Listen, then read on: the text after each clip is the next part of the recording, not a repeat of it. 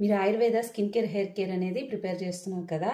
So, moisturisers, skin glow mix drinks ఇట్లాంటివన్నీ use చేస్తే ఆయుర్వేదాలో మేము ఏజ్ తక్కువ కనబడడానికి అవకాశం ఉంటదా అని అడుగుతున్నారు.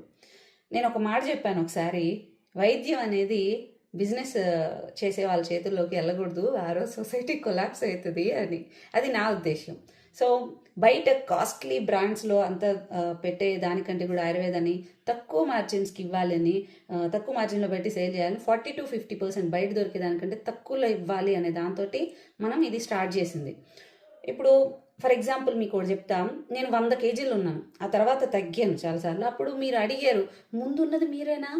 అంత ఇంప్రూవ్ అయింది. ఇట్లా ఇట్లా చేంజ్ వచ్చింది, అట్లా చేంజ్ వచ్చింది, ఎలా చేంజ్ వచ్చింది?" ఇట్లా అని చెప్పి. ఏజ్ రివర్స్ చేసుకోవచ్చు మన హ్యాబిట్స్ తోటి. బాడీలో విజరల్ ఫ్యాట్ అనేది ఎక్కువ ఉండేటప్పుడు, బాడీలో ఇన్ఫ్లమేషన్ ఎక్కువ ఉండేటప్పుడు, వైటమిన్ డెఫిషియన్సీస్ అనేవి ఉన్నప్పుడు, మన హ్యాబిట్స్ సరిగ్గా లేనప్పుడు మొత్తం అంతా కూడా మన స్కిన్ మీద, హెయిర్ మీద, మన ఎవ్రీ సెల్ మీద పడుతుంది.